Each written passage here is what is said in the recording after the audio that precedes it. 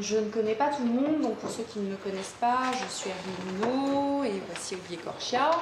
On va prendre un petit moment pour se présenter tout à l'heure. Mais d'abord, je voudrais vous accueillir de façon collective. Ça me fait très plaisir de voir autant de monde, même si tout le monde n'est pas encore arrivé. C'était un rêve pour moi. Pour ceux qui ne savent pas, j'ai passé 10 ans au Canada et ça fait simplement 2 ans que je suis à Lyon. Et c'était un rêve pour moi de rassembler une bonne partie des personnes que j'ai rencontrées en arrivant à Lyon, dont une partie est là ce soir. Et la chose qui nous unit tous finalement ce soir, c'est que d'une façon ou d'une autre, que ce soit dans notre entreprise, que ce soit dans notre entreprise individuelle, que ce soit dans notre famille, que ce soit dans notre vie personnelle, on a tous à cœur de faire en sorte que le monde change pour être un peu plus humain.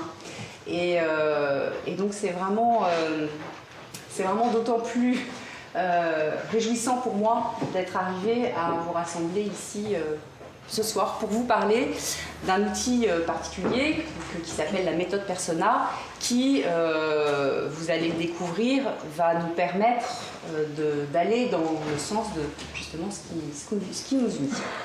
Voilà, alors on va tranquillement rentrer dans le corps du sujet. Va y avoir plusieurs temps dans notre soirée. Sentez-vous libre de manger, de boire quand vous avez soif ou faim. Théoriquement, on devrait terminer à 9h, donc on commence un petit peu en retard, donc on va peut-être déborder un petit peu. Premier temps, Olivier va vous exposer les origines de cette méthode et en quoi justement ça peut être un outil d'accompagnement de la transformation sociale. Dans un second temps, vous allez les voir, les masques, hein. Je vais vous les incarner l'un après l'autre. Et puis dans un troisième temps, vous allez pouvoir les essayer. Parce que c'est bien de voir, mais il faut goûter aussi. Donc voilà, c'est comme ça que ça va se passer. Et puis l'essayage, on vous donnera plus de consignes avant de le faire. En gros, voilà les différents temps de notre soirée. Pour ce qui est des questions, on a souhaité que ce soit vraiment libre. Donc si vous avez des questions, n'hésitez pas à les poser. Si ce n'est pas le moment d'y répondre, on vous le dira. Mais vraiment, ce qu'on souhaite, c'est qu'on puisse interagir de façon simple. Voilà, et juste pour préciser, moi je suis super contente parce que dans la salle ce soir, il y a des entrepreneurs, des gens qui travaillent à l'entreprise, des étudiants, des formateurs, des thérapeutes, des coachs. Donc je trouve que c'est très chouette d'avoir déjà toute cette diversité dans la salle. Voilà, je te laisse. Des jeunes aussi, des plus anciens. Oui, c'est ça. Des étudiants, des enfants, des papas qui sont venus avec leurs fils. C'est vraiment chouette. Je sais pas, il y a les masques, c'est comme si on allait être dans un spectacle. Et en fait, depuis que je suis enfant, je regarde le spectacle du monde. Je regarde le spectacle du monde en cherchant à le comprendre. Et puis surtout, plus que de le comprendre, d'essayer de le vivre un peu, et puis de le vivre positivement, d'être dans un bonheur, dans un bien-être avec ce monde.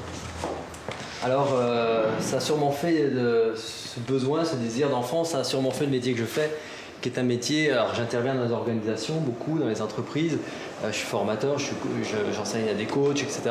Mais au-delà de ça, je suis surtout quelque chose d'un peu technique, là, je modélise. Je fais de la modélisation de systèmes et de complexes. Alors, modéliser, ça veut dire faire prendre corps à une réalité, à faire prendre corps, et puis essayer de la structurer et lui donner de la vie pour la transmettre. C'est ça la modélisation, c'est faire fonctionner quelque chose en attrapant la vie qu'il y a en face de vous.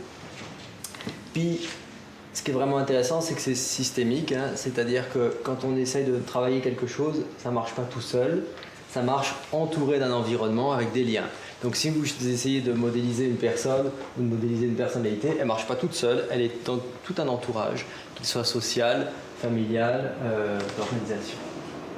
Et puis complexe, et puis j'arrêterai, je ne vais pas faire beaucoup de complexité, mais complexe, ça veut dire quoi? Ça veut dire qu'en fait, ce qui compte, c'est vraiment le mouvement qu'on peut initier avec ce qu'on apporte, et pas ce qu'on apporte. Parce que ce qu'on apporte est quelque chose qui se fige, et la complexité, c'est justement de rendre ça pertinent, parce que chaque univers est différent, chaque personne est différente, chaque mode d'apprentissage est différent. Alors la complexité, c'est de donner des modèles qui permettent à chacun de rentrer dedans. Voilà. Et alors, aujourd'hui, on pourrait parler de beaucoup de choses avec les masques. Les masques travaillent en management, les masques qui sont là pour la vente, les masques qui sont là pour la créativité, les masques qui sont là dans les conflits, dans plein d'endroits, dans le couple.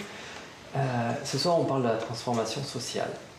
C'est-à-dire comment on peut avoir un impact pour transformer socialement et aider à ce qu'on croit. Alors nous, on s'appelle Pace. Pace, ça veut dire paix en italien. Et donc oui, on a la prétention de pouvoir aider à ce que les personnes vivent plus en paix, plus en harmonie, plus en capacité de donner le meilleur d'eux-mêmes. C'est une prétention. Et du coup, on a beaucoup de travail parce qu'il y a plein d'endroits où c'est difficile de donner le meilleur de soi-même, que ce soit dans les organisations comme dans les familles. Le courant dans lequel nous nous inscrivons dans Pace, où il y a des médecins, des coachs, des formateurs, des gens qui viennent aussi de la recherche, des gens qui viennent de l'entreprise. Le courant dans lequel on est, c'est celui du constructivisme. Alors c'est un gros mot, pour les plus jeunes, peut-être vous ne connaissez pas ce mot, le constructivisme, c'est vraiment comment en fait on se fait une réalité par notre esprit humain, et en fait on n'a pas accès à la réalité, on a accès à ce qu'on fait avec notre esprit de cette réalité-là. Autant dire, on n'est pas le reflet de l'extérieur, mais on crée notre propre réalité. C'est ça le constructivisme. Alors, moi, personnellement, je l'ai appris plus avec l'école de Palo Alto, Václavic, Gregory Bateson, mais vous en avez aussi des applications en pédagogie avec Piaget, ou des applications en sociologie avec Bourdieu ou Edgar Morin. Bon, voilà, ça c'est notre courant de pensée. Et ce courant de pensée, c'est intéressant, le constructivisme, parce que ça nous donne du choix dans l'évolution. C'est-à-dire que ça nous permet de dire, puisque c'est moi, avec mon esprit, qui vit la réalité, alors à ce moment-là, je peux la changer, je peux y apporter une différence, puisque c'est mon esprit je perçois ça avec mon état d'esprit. Ça vient en rupture, le constructivisme, et par rapport à la transformation sociale, ça vient en rupture avec un siècle dominant de la pensée du taylorisme. Un siècle dominant de structuration afin de produire du résultat, en fait. Donc c'est quoi le taylorisme? C'est séparer, en fait, c'est découper les choses, séparer les niveaux au bas en disant il y a ceux qui conçoivent et puis il y a ceux qui font. Et puis séparer verticalement, horizontalement, en disant, voilà, il y a cette tâche-là, cette tâche-là, cette tâche-là, cette tâche-là, et puis on rend habile les gens à être dans cette spécialité à chaque fois. Et le taylorisme, ça a produit sûrement ce que ça devait produire au début du siècle. Alors moi je me perds dans les siècles maintenant, depuis qu'on a changé là, mais au début du XXe, ça a produit sûrement ce que ça devait, c'est-à-dire peut-être qu'on avait vraiment besoin face à l'industrialisation d'organiser beaucoup, mais je crois qu'on arrive à la fin de ce modèle-là, qui est un modèle finalement utilitariste. Hein. C'est-à-dire c'est un modèle qui rend les hommes utilitaires pour une production. Ça veut dire l'air de rien. Ça veut dire que ça méprise leur capacité à évoluer, à initier et à apprendre beaucoup. Donc vous avez la plupart bonjour, soyez les bienvenus, je voudrais vraiment que vous compreniez que ce travail des masques, ce n'est pas une typologie. La typologie est dans le courant de pensée du taylorisme. C'est-à-dire comment j'identifie les personnes et je la fais, avec le profil qu'elle a, je la mets au poste le plus adéquat. Évidemment, ça paraît logique. Mais c'est vraiment, du coup, ça fait quelque chose, c'est que ça évalue les personnes sur leurs compétences, certes, éventuellement, mais ça évalue aussi sur leur potentiel en disant ça donne tel potentiel. l'air de rien, c'est assis sur des croyances de qu'est-ce qu'un bon manager, qu'est-ce qu'un bon commercial, sur un système de croyances qui, évidemment, plus on croit ça, plus on le reproduit, et plus c'est vrai. Et l'air de rien, ça évalue aussi la place que vous avez. Donc le droit d'évoluer. Alors vous avez des typologies comme par exemple des couleurs, les rouges, les verts, les jaunes et les bleus. Et ce qu'on apprend à travers ça, c'est à identifier une personne, dire ah bah voilà, elle a plutôt tel caractère. Et du coup, il faut s'attendre d'elle qu'elle pense comme ça et qu'elle réagisse comme ça. Et moi, pour bien me faire comprendre d'elle, je vais lui parler ainsi. C'est pas si mal déjà, hein. C'est déjà un effort par rapport à la communication, par rapport à faire en sorte que les gens s'adaptent, c'est déjà bien. Mais le problème, c'est que ça ne permet pas aux personnes d'évoluer, de progresser et de donner le meilleur d'eux-mêmes. Parce qu'elles sont ramenées dans un espace, elles sont limitées. Par le système même, elles sont limitées. Sans compter qu'en dessous, souvent il y a les bleus c'est bien parce que la, les rouges c'est moins bien parce que la, les jaunes c'est mieux parce que si. Voilà. Puis vous avez d'autres approches, les process-com, etc., ou le travail humain, etc. Donc beaucoup d'approches typologiques qui font qu'en fait on définit une personne et ce qui lui donne après sa capacité et sa tâche. Nous, ce qu'on va faire avec les masques, c'est carrément autre chose. C'est carrément une révolution. La révolution, elle est de penser quoi? Elle est de penser que nous avons tous les potentiels. Nous avons vraiment tous les potentiels. Alors, on a eu l'occasion d'en faire un point fort, ou pas. Mais chaque masque que vous allez découvrir ce soir, Zani, Tartaglia, Puccinella, Pantalon, etc., c'est des espaces de vie qui sont de notre humanité, qui sont du ressort de notre humanité. Et est-ce qu'on l'utilise beaucoup? Est-ce qu'on s'autorise à utiliser d'autres masques? Peut-être pas. Mais ce qui est sûr, c'est qu'on a tous la possibilité de le faire. Alors, ça a commencé, le travail des masques. Ça commence avec la Commedia dell'arte.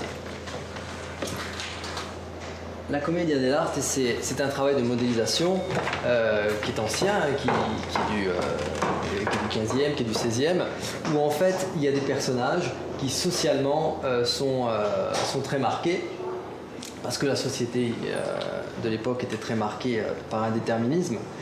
Et puis surtout, la Commedia, c'était montrer comme quoi, en jouant d'une certaine manière, on va vivre toujours les mêmes scénarios de vie. Ainsi, vous pouvez voir le masque de Pantalon dans la Commedia.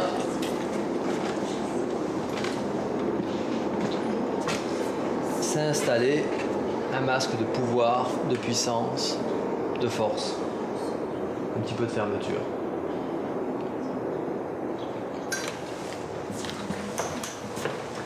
Je vais en montrer un autre.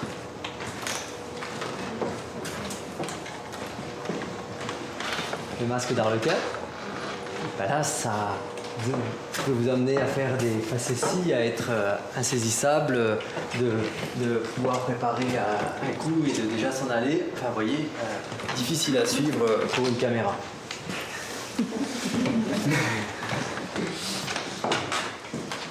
Donc en fait, la Commedia a montré le côté enfermant aussi du masque, parce que le masque enferme. C'est-à-dire que si vous vous mettez là-dedans, vous savez, entrez, vous êtes les bienvenus.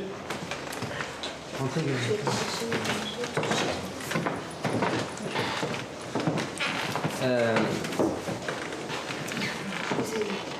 Gerhard Stiefel, qui est un facteur de masques, quelqu'un qui fabrique des masques, m'a raconté cette anecdote.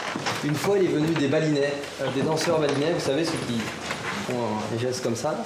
Les danseurs balinais sont venus à la cartoucherie de Vincennes, où il y avait un atelier de masques. Et ces balinais, c'était la première fois qu'ils venaient en Occident. Et ils sont rentrés dans la pièce, et puis bon, ils voulaient partager leur savoir. Et puis les gens de la Commedia les ont invités, et puis on est rentrés, etc. Et puis un des danseurs balinais a pris le masque de Pantalon que vous venez de voir là, et il l'a mis, et tout de suite, il a su jouer la corporalité du masque de Pantalon. Alors qu'il n'a pas du tout d'idée de qui est Pantalon, ni même du théâtre de la Commedia. Qu'est-ce que ça veut dire? Ça veut dire que c'est universel. Ça veut dire que chacun d'entre nous, on a la capacité à rentrer dans une énergie stable, de force, de présence, d'intégrité. Comme chacun d'entre nous, on a la possibilité de rentrer dans une énergie beaucoup plus insaisissable qui nous permette de créer, d'imaginer, de ne pas rester enfermé. Quand on commence le travail des masques, en fait, ce qui nous vient au début, c'est un petit peu d'exagération. C'est-à-dire que ce qui se passe pour un participant, lorsqu'il voit le masque de Pantalon,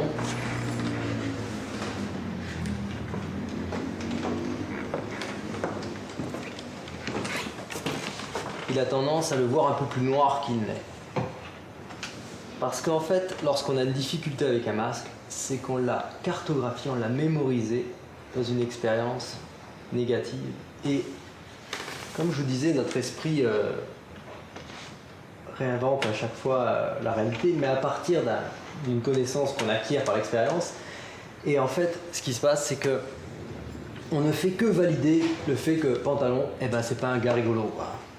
Ou c'est pas une femme rigolote. Hein, et on ne fait que valider ça. Et lorsqu'on a un exemple contraire, simplement, on ne l'identifie pas à Pantalon. C'est-à-dire qu'on valide nos croyances à propos du fait que ça, c'est un masque agressif, dur, etc. Donc en général, quand on commence les masques, on reconnaît tout de suite ce qu'on a en mémoire. Pareil. On est à peu près certain que le masque d'Arlequin, c'est un artiste, c'est quelqu'un qui ne va pas arriver à l'heure, et de toute façon, vous ne le verriez pas du tout être dirigeant d'entreprise ou pouvoir lui confier une tâche jusqu'à la fin. Donc en fait, c'est ce qui se passe, c'est que on valide un peu plus nos croyances. Tout le travail des masques, c'est celui-là. C'est le fait d'aller chercher une expérience positive, une belle expérience de bien dans chaque énergie de masque. Parce que chaque personne ici, et je fais le pari, vous pouvez me dire si vous ne croyez pas pour vous-même, mais chaque personne ici essaye de faire du mieux qu'elle peut. Elle essaye d'apporter du bien, elle essaye de bien faire, elle essaye de réaliser. Mais quand on n'a pas les modèles pour le faire, ou quand on pense qu'on ne pourra pas y arriver, on se rapatrie dans nos terres les plus sécures et souvent on ferme. Et on ferme avec des systèmes de défense, et peu importe quel qu'il soit agressif, ou qu'il soit dans la fuite, ou qu'il soit dans le charme, ou qu'il soit dans tout ce qu'on veut, ça reste un système de défense dans lequel on n'est pas nous-mêmes. Donc le travail du jour, bienvenue. C'est vous, il doit y avoir encore des places. Donc ces masques, ils ont été fabriqués, je les ai fait dessiner, ils ont été fabriqués par une factrice de masques d'abord du Canada, Camille Macmillan, et ça a été tout un travail de dire qu'est-ce qu'a besoin ce type de personnalité ou cette énergie-là pour être à la fois dans sa qualité, tout en n'écrasant pas ou tout en n'étant pas néfaste pour les autres, et tout en se perdant pas dans sa qualité, son énergie. Parce que toutes les énergies que vous allez voir, trop c'est trop. Aucune n'est une bonne réponse en soi. Donc comment chaque masque va pouvoir accueillir les autres. Donc si on prend l'exemple de Pantalon,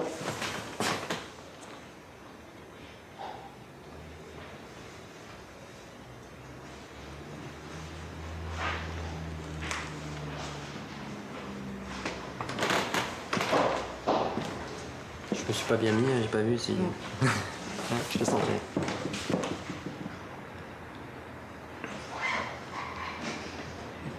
Ça va ? Mieux. Je sentais bien, vous voyez, c'est précis comme... c'est de la Formule 1, faut pas croire, il faut vraiment bien piloter la chose.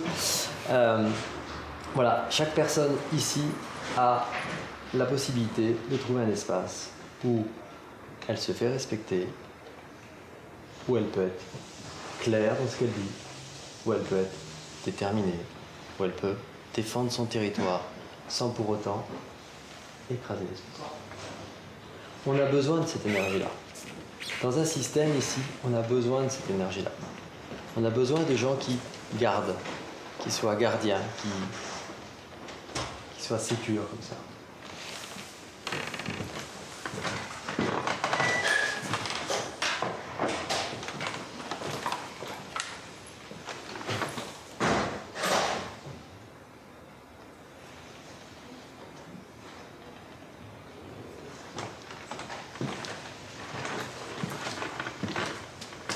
chacun d'entre nous, ici, a un espace très particulier à lui, d'une sensibilité, d'une émotion, d'une poésie.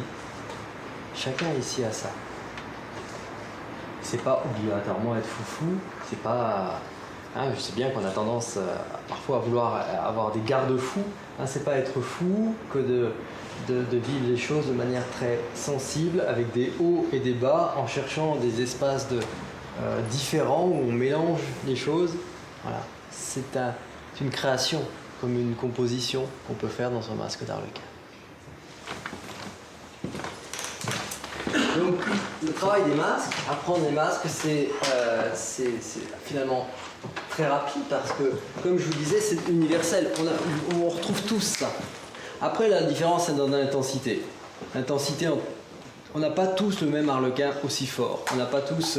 D'abord, il est différent, mais il n'est pas aussi intense. C'est-à-dire qu'il y a des gens qui, dans l'intensité, tout de suite, vous allez dire, bah lui, il est vraiment en pantalon, il est vraiment en zani, parce que l'intensité est forte. La finalité de ce travail, je ne sais pas si vous allez tous voir, mais vous allez faire comme si vous voyez. Vous allez imaginer, je vous ai dit, l'esprit, on crée notre... Ça, c'est vous, votre être. La petite bougie au milieu. Et puis, vous avez disposé des masques autour de vous, parce que c'est une peau. C'est ce qui gère l'interface avec le monde.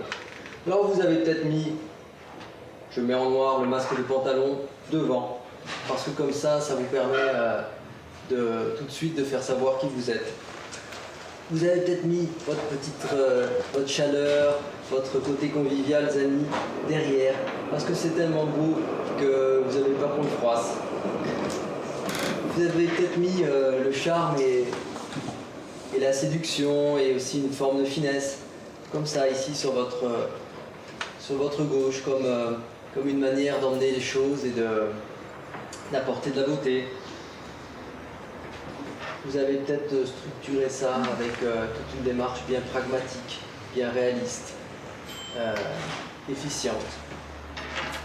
Vous avez peut-être des espaces un peu plus à l'arrière qui sont vos jardins secrets, des endroits où vous n'allez que vous-même. Vous n'invitez même pas votre conjoint parce que vous n'y pensez pas, ou vous ne le souhaitez pas. Puis vous avez des potentiels qui sont un petit peu en attente. Vous pouvez avoir votre capitaine, celle qui pousse, qui a vraiment envie d'apporter du changement, de pousser, d'amener, qui est juste sur le côté bloqué par les deux masques qu'il y a là. Puis vous avez peut-être votre Arlequin que vous sortez que le 31 décembre, parce que là, ou pour Carnaval, parce que là, vous savez que vous avez le droit de le faire. C'est ça le travail des masques, c'est pouvoir se reconnaître chaque masque. Et puis, en fait, c'est une chose, c'est changer la relation qu'on a avec nos masques.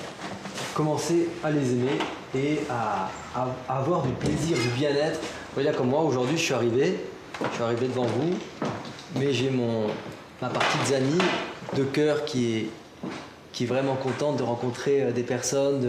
Voilà. J'ai ma partie pantalon, vous l'avez vu plusieurs fois, qui est là parce qu'il y a un job à faire. Et je veux que ça marche pour ce qu'on a à partager ensemble. J'ai ma partie capitaine qui est là, celle qui veut pousser, qui veut changer le monde, qui va apporter des choses, qui croit beaucoup que chaque personne peut avoir un potentiel. J'ai ma partie Puccinelle là, qui est là et qui a déjà donné 2 ou 3 petites choses délicates pour chaque personne ici. Enfin, personne avec qui j'ai donné certaines phrases pour certaines personnes. Parce que c'est ce que fait le Puccinella, c'est d'aller doucement pour apporter du changement aux personnes, etc. etc. C'est avoir le bien-être d'être avec ces masques. Voilà. Est-ce que vous avez des questions ou un commentaire? Oui. C'est un commentaire ou une question. Le masque, on le voit. Oui. Beaucoup de travail se fait avec des miroirs. Oui, alors le travail. Conscience des masques qu'on porte. Voilà. Alors, comment le travail se fait? On va répondre peut-être un peu plus précisément tout à l'heure sur comment se fait le travail, mais effectivement, le masque est très important, très intéressant. On a un miroir là-bas, on pourrait le voir tout à l'heure. Ce qui est très intéressant, c'est que quand vous regardez le regard de quelqu'un à travers chaque masque, il est différent. Parce que c'est c'est autre chose qu'on donne, c'est autre chose qui est vivant. Donc oui, on travaille avec les miroirs parce que du coup, voilà. Puis on travaille beaucoup avec l'autre, parce que l'autre nous renvoie... là, moi, je te vois, la première chose que j'ai ressentie ou que j'ai vue chez toi, c'était le masque. Puis la deuxième chose, c'est plutôt celle-là. Et puis moi, je vois aussi un autre masque qui pourrait t'aider, etc. Donc on a beaucoup de retours, de reconnaissance. C'est un travail de reconnaissance qui fait que, en fait, quand on fait une cohésion d'équipe ou quand on fait d'autres choses, les gens se voient différemment parce qu'ils se sont vus sous d'autres angles que ceux habituels du rôle. Hein, le travail du masque, ici, dans la méthode Persona, c'est de sortir du rôle. J'avais une autre question. Oui, bien sûr. Oui, c'est profite. Je vois qu'il y a plutôt une description positive de chaque masque. Oui. Et j'imagine qu'il y a une partie sombre aussi de chaque masque. Oui. Est-ce que les deux sont abordés et oui. C'est deux temps différents de travail? Oui, alors, je vais c'est comment ton prénom? Christophe, je vais être très simple, hein, Christophe. On a axé sur le positif parce que de toute façon, le négatif, il vient. Et il vient très vite. C'est-à-dire que quand les masques y passent, on voit surtout ce qu'on n'aime pas et on réagit. On réagit, puis c'est bien parce que le masque, pendant qu'on parle du masque, hein, si vous parlez du masque, vous ne parlez pas de votre collègue ou de... Hein, ça sert de vecteur ici. Et donc on en dit du mal du masque. Hein, parce qu'on peut voir tout en quoi il n'est pas... En fait, on va dire que celui-là, il est pas assez, il est ennuyeux, il n'est pas assez joyeux. L'autre, il est un peu trop joyeux. L'autre, il écoute pas assez. L'autre, il écoute trop. Enfin bref, donc l'ombre est vue assez rapidement. Maintenant, dans un deuxième temps de travail, ce qu'on fait, c'est qu'on fait travailler les personnes sur quelle ombre ils auraient dans ce masque-là. Et c'est vraiment intéressant parce que le fait d'aborder le côté négatif, qui est souvent d'ailleurs presque plus une peur qu'une réalité, fait que on s'en libère et au contraire, ça en fait une qualité, une vraie qualité. Donc en fait, pour continuer sur tes questions, Christophe, c'est ce que dit Olivier, et puis pour vous tous, ce que dit Olivier, c'est que le travail avec cette méthode, c'est d'abord un travail sur soi. Bien sûr, après, c'est un outil extraordinaire pour entrer en relation avec les autres, et c'est la principale raison pour laquelle on a envie de vous présenter cet outil ce soir, mais ça commence par un travail sur soi, bien entendu. Voilà.